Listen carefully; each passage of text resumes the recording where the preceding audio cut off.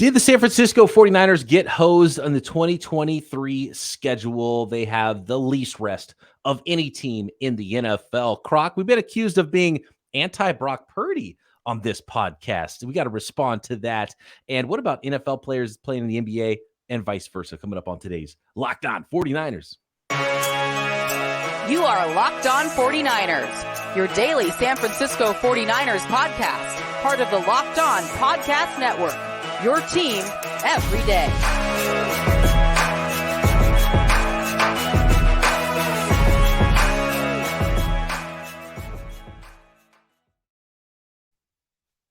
Welcome to Locked On 49ers. Brian Peacock and Eric Crocker at BD Peacock at Eric_Crocker on Twitter. Thanks everybody for making us your first listen right here on the Locked On Podcast Network. Your team every day. Shout out to the everydayers.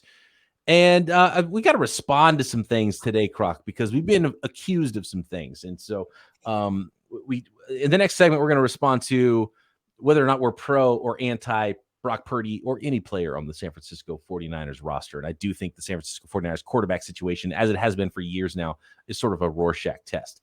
But first, and we talked a little bit about it on the Winky Wednesday pod, Croc, with the 49ers schedule. And I've been continually asked about it since then. The listeners want us to go a little bit deeper into the schedule release and if the 49ers are getting hosed here by the schedule makers. And most of it stems from Warren Sharp at Sharp Football on Twitter does his yearly schedule release thing and looks at a number of factors with the schedule. And the 49ers being a West Coast team, Croc, always travel a lot. Seattle Seahawks, San Francisco 49ers routinely have the most air I want to say air yardage. We're not talking about quarterbacks yet, but mileage flying across the country just because, there's just more teams in the East than the West. And every time you go play somebody, even if it's in the Central Division, you're usually traveling, thousands of miles. So that's not a surprise to see. Seahawks 1, 49ers 2 as far as how much they have to travel this year. And the 49ers aren't even going overseas. But I'm going to put it up on the screen actually here. And this from Warren Sharp talking about net rest and which teams have the most and least rest in the NFL versus their opponents. And the 49ers have a shockingly little amount of rest compared to their opponents. They're minus 20 days compared to their opponents because of rest, because of playing teams coming off of bye weeks. The Jaguars, the Browns, the Cincinnati Bengals coming off of bye weeks. And the 49ers are minus 20 days, which is the least amount of rest in the NFL. The New York Jets have the most rest as far as net rest edge. They have a positive 12-day rest advantage. So that's an entire month's worth of rest. If you're comparing getting 12 extra days rest compared to your opponents are the New York Jets in minus 20 days. That's 32 days difference between the top and the bottom in the NFL. And, some of that is because of primetime games. And then, just the luck of having some teams that are coming off a bye that are playing the 49ers the very next week. What are your thoughts here? Did the 49ers get hosed on this by the schedule makers? The 49ers also have 2 Thursday night games. So that kind of skews it. But then you have I guess a longer rest day into the next game. A mini bye, as Kyle Shanahan likes to call it. Yeah.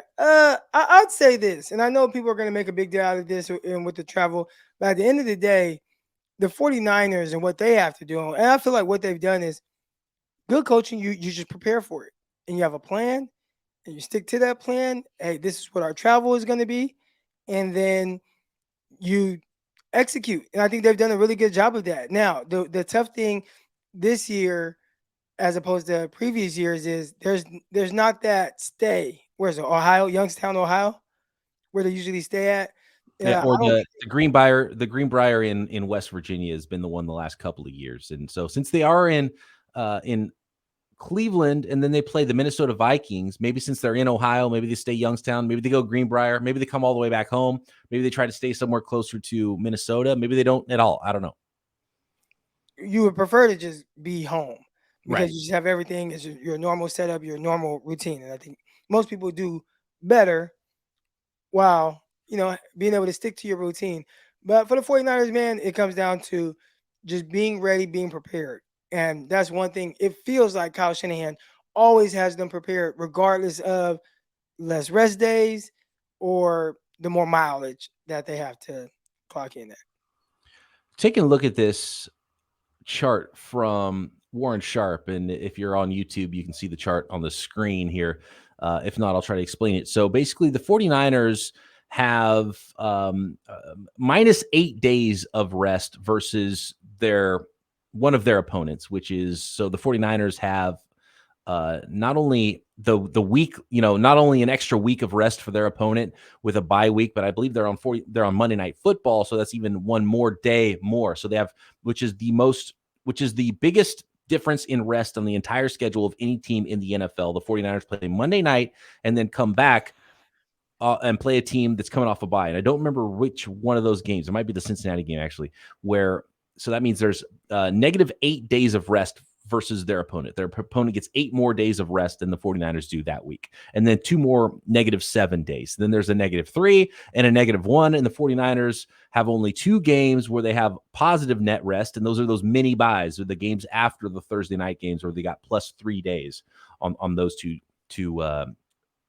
days of the schedule. So the 49ers minus 20 days of net rest disadvantage is the worst in the entire NFL. I don't know how big of a deal it is. I think it has to factor in somehow, Croc. And you would know more than me because you've been jet setting around the country recently. The last couple of years, Croc, you fly almost every single week somewhere. Like, your net rest compared to mine is way more than -20 days because you're flying all around the country. You're always on the move. And I don't know, how much does it affect you, right? Because I haven't noticed your performance on the podcast falling off at all. Gotta say. Yeah, I would say I do feel it at times, and it's not like every week, but sometimes like, yeah, I think I'm tired. And like today was one of those days where I had a really busy day. I had to tend to my pool, trying to clean my pool, and then I had to train people, and then I had to train some women. Then I had to go back and then okay, we got to record a podcast, and it was just like, I think I'm tired, So I think it does start to catch up with you, and I think that's what I would look forward to with the 49ers towards the last quarter of the season. Do you see any drop off in their play from just being tired, And I think when we think of just tired, it's like, oh, I need to take a nap. But for me, like, just physically, I'm tired. Like, I feel like I need to take some days off, like having that type of feeling. So do the 49ers start to feel that later in the year? Right. And then you start talking about a really long season when you get into the playoffs. If you don't have one of those bye weeks, you're talking about 20 weeks of football, and you've already had a -20 versus your opponents. What if you're going on the road in the playoffs? And the 49ers have been road warriors in the playoffs in recent years and been really good at winning those road games. But it's caught up with them, on the road in those final games. So you wonder if, rest has something to do with that. And then seasons on top of seasons too, you can get worn down. So I would say if any aspect of the 49ers schedule that could work against them, when I first saw the schedule, they're 5 trips out east. Will they try to combine a couple of those trips into one trip? It doesn't look like a schedule that is that difficult for the 49ers as far as, oh man, they really got hosed. But this is the one aspect of it where, yeah, you know what? You could really start to see them get worn down at some point in the season, especially with some opponents that are just, a little bit more well-rested than you. But, there's rest versus rust too. And we see teams coming off bye weeks all the time that don't even look that great. So maybe it's even overrated in some aspects. It could be. And there were some interesting teams at the bottom there. I think I saw the LA Rams. I want to say I saw Kansas City Chiefs. And those are teams that probably, if you ask them, have high expectations for, the outcome of their season. And they kind of have to deal with it as well. So it's tough because it is somewhat of a disadvantage. But I think with good coaching, you don't understand how to prepare for that. Less days and pads, maybe more walkthroughs that week. It does kind of lessen your preparation. But if you are used to kind of making those type of adjustments and you have a veteran team like the 49ers do, then you can make that work. And I think if I had to guess, Kyle Shanahan will, I'm sure, be asked about this once he speaks, post schedule reveal, and he'll be asked that question, and he'll probably say it's not a big deal at all. He'll say you got to be ready for it. We don't know if we're going to be alive Sunday. I think that's probably what the company line is going to be. You got to get ready, and you got to get ready to play your opponent no matter what the circumstance is. you mentioned the Chiefs there, Croc? Did you know that the Kansas City Chiefs last year had the youngest the snap percentage versus age in the NFL? They had the youngest roster in the league. Really? It surprised the heck out of me when I saw that. It's kind of scary. It is scary because you are talking about a team who got rid of Tyreek Hill, and you're like, oh man, then they lost to Travarius Ward, right? They're losing some pieces that really contributed to them, being good. And it's like, oh, they got to be not tanking, but just kind of a reload a little bit. And it's like, no, I got the youngest guys are still gonna go win a Super Bowl. Doesn't matter. Scary. Well, that's what you could do when you have a quarterback like Mahomes. Well, right. And so that's what you're chasing if you're other NFL teams, right? You're chasing a superstar quarterback. And I think that kind of ties into what we're talking about next with the San Francisco 49ers. We've been accused, Croc, of being anti-Brock Purdy. So I want to talk a little bit about the quarterback position here. And we've talked about it a lot, on this podcast for at least 3 years solid. I feel like almost every episode, right? It's never ending. And I think it does something to the psyche of fans. So let's talk quarterback. Are we anti or pro Brock Purdy or any other quarterback on the roster next? Today's episode of Locked On 49ers is brought to you by Built Bar. I know you're looking for the delicious snack, but don't want all the sugar and calories. Everybody is. It's exactly what you're looking for. It's what I'm looking for. So what do? I grab a Built Bar because that's exactly what Built Bar is. Low in sugar, low in calories, yet high in protein, and it's the best. Did I say protein? I meant protein, but I think protein fits as well as it pertains to Built Bars. The best tasting protein bar ever. You got to get to built.com and try it out. Healthy, can taste amazing, and just some unbelievable flavors that I don't know how they're able to do it, but they pull it off at built.com. Some of the latest flavors right now. They got my OG peanut butter bar back, which I love. Already got a box on the way. They got peanut butter puff as well. Red velvet puff, birthday cake puff, coconut brownie strip bar, cookie dough chunk puff. Unbelievable. They even got the granola bars going now at built.com. You got the protein bites as well. So go check out built.com. Find all the flavors. There's new flavors happening all the time. And not only can you find all the flavors and varieties at built.com, you can find them in your local Walmart and Sam's Club shelves as well. And what really sets off Built Bars is they're all covered in 100% real dark chocolate. Not some fake chocolatey brown substance, actual real chocolate, and you feel like you're getting a treat, yet it's low in calorie, only 130 calories in most Built Bars, only 4 grams of sugar in most Built Bars, but a whopping 17 grams of protein. So go check it out. Walmart, Sam's Club, built.com, and you can thank us later. So what do you think? I've gotten a lot of this recently, Croc, and we're seeing it again. I think it happens. I think it's just the nature of football fans and sports fans. And I know you've dealt with a lot of weirdness with fans recently because of your rooting interest in the Los Angeles Lakers during the playoffs, and a lot of 49ers fans that are also Golden State Warriors fans.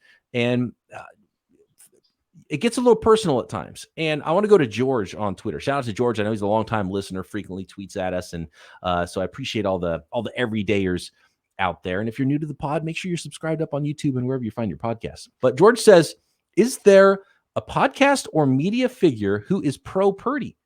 There's lots of pro Trey coverage, and there's even murmurs about Darnold that keep coming up. Where's the love for Purdy? It feels like it's just assumed he's going to fail. And I find that insane based on what we've said on this podcast, that someone would listen to us and think that we're anti-Brock Purdy or that we expect him to fail in some way, Croc. I'd say that and maybe this is why you don't hear so much of the Brock Purdy coverage. I think we just expect him to be the starter. So there's like no mystery there. I don't feel like there's anything to talk about as it pertains to that. I mean, we've said time and time again, if he's healthy, which it looks like he's on that right track right now, he is the week 1 starter. Now, we have tried to look at it from, different side of things as it pertains to Trey Lance and just not knowing who Lance is. So I would like to know, I would love an alternate universe where we just get to find out what Trey Lance is without it derailing the season. And I don't know if you can do that, but I would like to just see, hey, can I see 4 straight games of Lance and what that may look like before moving completely on from him? I think if there is any, at least from my tone and just what I think about the quarterback position, we talked about Patrick Mahomes. We know that there's only one Patrick Mahomes, but there are a lot of good quarterbacks in the NFL. When the 49ers are about to play the Philadelphia Eagles, we were looking at the teams and felt like they were pretty evenly matched, and maybe you give the edge to the Eagles in certain areas. But the one main area that we did give them the edge, just with who their quarterback was well, Jalen Hurts is just better than Brock Purdy. At least that 8 starts into his career, Brock Purdy, or 7 starts, whatever it was. Not saying that he's going to be better long term, but at that point, it just felt like, hey, they got the better quarterback. And we dealt with that a lot with Jimmy Garoppolo, where you head into the playoffs and you have to count on the team being really good around Jimmy Garoppolo, because it just felt like probably got the worst quarterback in the NFC, right? But he's in a great system that could in the NFC playoffs. Right, in the NFC playoffs, excuse me. Not in the NFC, in the NFC playoffs. But he's in a great position to where, hey, this team, the defense is cooking, and Debo rips off some runs, and George Kittle does his thing. Then 49ers, who are a good team and very well coached, they still win. I personally feel like, and now this is just me speaking, you want Trey Lance to be the guy. You want Trey Lance to be what you expected him to be to reach the ceiling, because you do want that Mahomes. You do want that dynamic quarterback. And Trey Lance gives you the best chance to have that caliber of guy.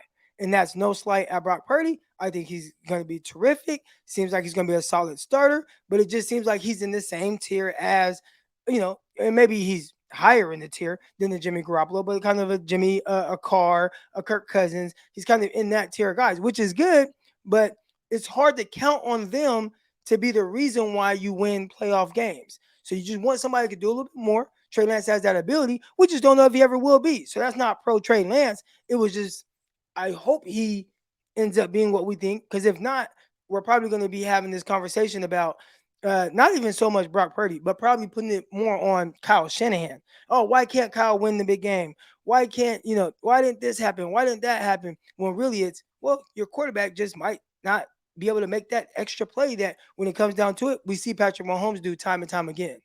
And it's not like he's like great 24/7 in every game. He throws a lot of interceptable passes, and I'm talking about Mahomes. A lot of interceptable passes. He will turn the ball over. He'll do some weird things, but when push comes to shove and you got the ball in his hands at the end of a game, you feel more confident with him than probably any other quarterback. And then when he is on, what that looks like. And we've seen that with the 49ers, where it's like, dang, has he thrown an incompletion yet? He's thrown for 500 yards, 400 yards, whatever it is. And it's just like, well, I don't know if Purdy's that type of quarterback, which you don't need on this team right now, but there will be a time where you do need it. That was well said, Croc. There's a certain thing with Patrick Mahomes where it's almost like Steph Curry, where even if he's missing early in the game, like he just hit that hot streak, and all of a sudden the fourth quarter, he's like, Patrick Mahomes always gets better into the fourth quarter. And if he does some weird stuff early in the game, all of a sudden it's like, okay, I got to go down the field and score. It feels like the Chiefs always go down the field and score when they need to at the end of the game. And so, physically, Brock Purdy just doesn't match up to some of those players. And so Brock Purdy was awesome. I loved watching Brock Purdy. The 49ers if Brock Purdy's the 49ers guy going forward, they're going to be good, and he's going to be good. And I've said multiple times that Brock Purdy's played the best. It was the best quarterback play Kyle Shanahan has had since 2017 when he joined the 49ers. Like, that's what Brock Purdy was doing. He was awesome. But for me, it's just about closing the door. So I'm not closing the door on anybody. And the 49ers need to see through this Trey Lance thing a little bit more and find out what exactly they have. Because someone like Josh Allen, who was, if you close the door on him after his first 2 years, and there wasn't even an injury involved there, you would have gone with a quarterback who was worse if you had Kirk Cousins on your roster. And so that's sort of the comparison I always make with Brock Purdy. It's like, I have a pretty good feeling right now that like Kyle found his Kirk Cousins, right? And I think that Brock Purdy's in that Kirk Cousins tier of NFL quarterbacks going forward, and a lot cheaper. So that's a really good place for the 49ers to be. So Kyle kind of accidentally almost got his, they went and drafted him and they liked him, but he got his Brock Purdy, and they got their quarterback without, trying as hard as they tried to get Trey Lance and Jimmy Garoppolo and some other quarterbacks, even CJ Beathard. But I'm not ready to say that that Brock Purdy is Drew Brees or that he's Joe Montana. Like, we just haven't seen enough of this guy yet. 49ers fans, if anybody, should know what it's like to see Jimmy Garoppolo light it up at the end of a season, get really excited. You sign him long-term and then kind of never gets better, even regresses in some ways. And then there's some injuries. It's like, yeah, it sounds familiar, right? Like, we just don't know enough to close the door on someone as physically talented as Trey Lance that the 49ers liked enough, not only on the field, but off the field and, neck up, to be a franchise quarterback. Like, if the worst thing that happens is the 49ers trot Trey Lance out there for 4 weeks and he falls on his face and they go back to a fully healthy, that's had time to practice Brock Purdy, you're in good shape, right?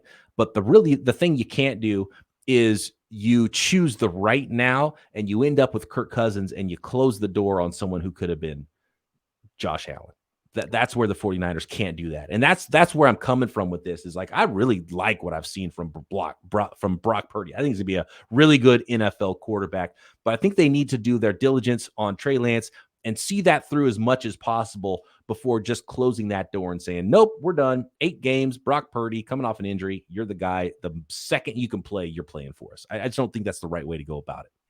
And that's not to say that Trey Lance will be this special quarterback. He might be a complete bust. He might be terrible. But I think there's enough evidence to know he's not terrible too. That's the other thing. Like, we've seen him make some plays and throw the ball, and like, he can drive a deep out, whereas Brock Purdy just can't. Like, he can make throws that Brock Purdy can't. Doesn't mean he's going to be a better quarterback, but there's a ceiling there, and I think you need to see it through. That's where I'm coming from with the Trey Lance stuff, and it's not anti-Brock Purdy at all. And that's where fans are like, it's a Rorschach test. You hear somebody say one good thing about somebody, that doesn't mean you're tearing the other guy down. Like, maybe Brock Purdy is Drew Brees or Joe Montana. We just don't know that yet after 8 games. I think it's kind of foolish to expect what we saw from Brock Purdy for that to continue. And then guess what? If that does continue, now you pay Brock Purdy. Now you're not going to have Christian McCaffreys and Debo's and Kittles and Trent Williams. Like, those guys aren't going to be around because you're not going to be able to pay everybody around your really expensive franchise quarterback. Is he going to hook your team to his back like a Patrick Mahomes can? And you can have the youngest roster in the league around a Brock Purdy, right? Is that how good Brock Purdy is going to be? Maybe he is, but we don't have that evidence yet. And we keep throwing him in that tier of Kirk Cousins, who I think, and that's the thing, right? Like, because you just hear Kirk Cousins, and I think some people be like, "What? Kirk Cousins is a damn good quarterback in Top the half of the league, yeah." But when you have to pay Kirk Cousins as much as he makes, and it's all this guaranteed money, how good have the Minnesota Vikings been? Right? I mean, they had the 1 year where they played the 49ers in the divisional round, and have they? I could be wrong. Have they been to the playoffs since? Well, last year they had a negative point differential and still won somehow like 13 games or whatever it was. Okay, yeah. That was wild last year. But they've been kind of in this purgatory area where they have a good enough quarterback and a good enough team where they're not bad enough to draft another quarterback, but they're not good enough to really go anywhere. Nobody is scared of the Vikings. No one was scared of the Vikings. Everyone was hoping to get the Vikings last year, even though they won 13 games in the playoffs. Who did play in the playoffs? Why am I drawing the blank? I think they are one and done against Philly, or no, it was the Giants. No. Yeah, I think the Giants. It might have been the Giants. They lost in the first round against whoever it was. Yeah, so Cowboys? No, Cowboys played Tampa. 49ers played Seahawks. That's right. Tampa was sub 500 in the playoffs. So just that's the thing, right? Where having a guy that's good enough to kind of overcome those things. And we do not know if Trey Lance is that guy. But I do know if he reaches his full potential, then he is capable of being that caliber of quarterback. The issue is you don't know if he'll ever be that. The chances of it happening are probably, slimmer, but it won't hurt you to try to find that out, right? Like you said, do your due diligence on finding that out. And I think people will say, oh, you're pro Lance. No, I'm pro having an elite, talented quarterback. Yeah, having the best quarterback and who's not let him the out. most, he's not the most dynamic runner, but he has a lot of traits where just throws that he can make to all the levels of the field, his aggressiveness to push the ball down the field. There are some good things there if he can just be more consistent with it. We don't know if he can. It's been a very, very, very small sample size of just not really playing a whole lot of football. So can they figure it out? And if, like you said, he becomes somebody where it's very clear, not good enough, then cool. You got Brock Purdy and he's good, but you likely will have to really keep a very, very talented roster around him, which Kyle Shanahan and John Lynch have done a really good job of building this team. And maybe they are able to sustain that. And Brock Purdy will be good enough to have you always good. But I think to win, almost like Jimmy G, which Brock might be better than Jimmy G. We're still talking about very, you know, early stages in his career. But have a good team around you, and who knows how far 49ers can go or how much they can win with even the Brock Purdy. And I think I'm excited about even what that would look like. Yeah, and as fun as the Brock Purdy run was, it wasn't like perfect, and there was some weird stuff that he did, and some interceptions that weren't caught. And so I think if you went back and you saw rewatched it with a scout's eye maybe instead of a fan's eye, and you might say, okay, well, I understand where Peacock and Crocker are coming from here to not just anoint Brock yet, and he might be the dude, he might be the next Joe Montana. And there was a lot of moxie there. It was really fun watching him play. It was the best story of the season. Like nothing cooler than seeing the entire stadium chanting his name when Tom Brady's on the opposite sideline and just dicing him up, and his dad's like crying in the stands. Like that was amazing. That's one of the coolest moments I've seen covering the 49ers. I think one of the things that come to mind, I was sitting there at the Washington Commander game and just looking at that game and how it felt, especially in the first half. It was kind of ugly, right? And I think the 49ers scored one touchdown. It was the Ray McCloud 75-yard end around to kind of get things going a little bit. And then you look at the final score and it's like, wow, 49ers scored all these points. But again, looking at it from not even just a scout's eye, but trying to just, okay, who's Brock Purdy? In the second half, you see the 49ers score all these points, but I'm looking at some of the plays and it's like, okay, you threw an out route to Brandon Ayuk and he takes it 60 yards. You throw a 5-yard pass to George Kittle and he takes it 50 yards into the end zone.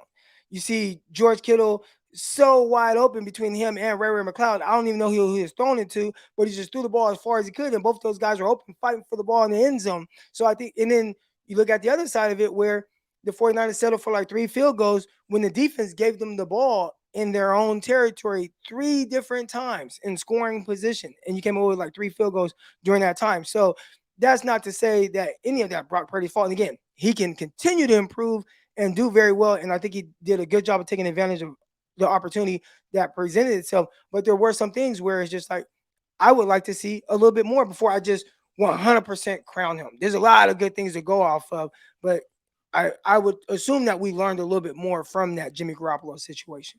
Right. Yeah. And like, let's see a couple games of Trey Lance with McCaffrey and George Kittle. He barely had George Kittle playing for him when he played quarterback in the NFL. And one time against one game. That's right. Yeah. So let's see a little more. Let's learn more about these guys and then make that informed decision. And I do think Brock Purdy's a really good quarterback, though, and really fun to watch, and an easy player to root for as well. So this podcast is absolutely not an anti-Brock Purdy podcast at all. We're just, we just call it as we see it. And it's going to be a lot of fun either way. And I know it's hard for some fans, and you get your rooting interest. And I would say don't claim a quarterback yet.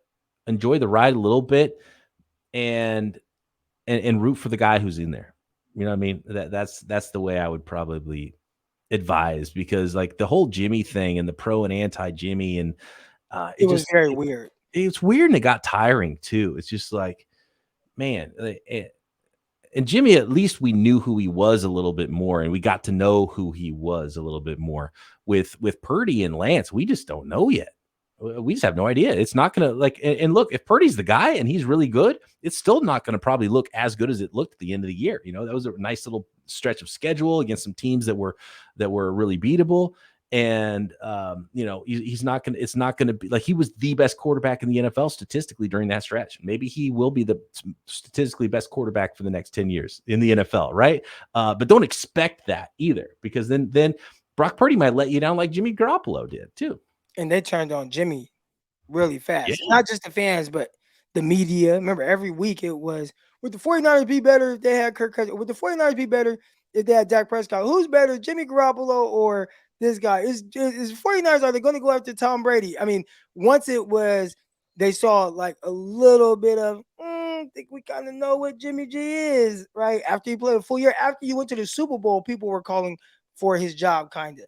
I mean, it was pretty fast the way it happened. Yeah, and look, defensive coordinators and defensive players get paid too, and these folks have, all that tape now to crunch and get ready for the 49ers, the Brock Purdy 49ers. It's not going to be a sneak attack anymore. They're going to prepare for him. So how does Brock Purdy adjust to the adjustments? So that'll be a really interesting thing to watch too as Brock Purdy plays. I just don't force him in. Like I hear Kyle talk about how we expect Brock to be ready for camp. Like don't force it in there, especially if he's not even 100%, right? Or like let it play out. Make sure Brock is healthy and give Trey a shot to win or lose the job is what I want to see. And then whoever's the best quarterback, go play the best stinking quarterback, right? Right. I think Trey having that opportunity will be like right now. Like right now, Trey has to do the things to put himself in position to just have that type of opportunity. Is he doing the right things during OTAs, which I think starts Monday? Yep. Where you're actually on the field and throwing against a defense. Like that's a real thing. And for some veterans, like an Aaron Rodgers, doesn't matter. But for Trey Lance, every snap, every throw matters. So what does that look like? And do you start to instill more confidence in your coaches and your teammates? And then if so, how do you build that going towards training camp? And will there be legit competition? That's something that is possible, but that's up to Trey. And if he doesn't do the right things, then he just won't. And then, you get to watch Brock Purdy and all right, let's go Brock Purdy. Yep, absolutely. Yeah. And the other thing, and we talked about this yesterday a little bit, is how quickly things change in the NFL.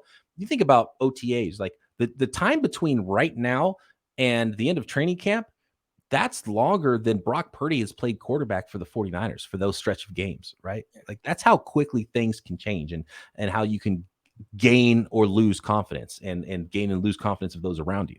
So yeah, interesting. It'll be really interesting, and I want to see Trey get his shot, and then what he does with his shot is the biggest key there. It's up to him.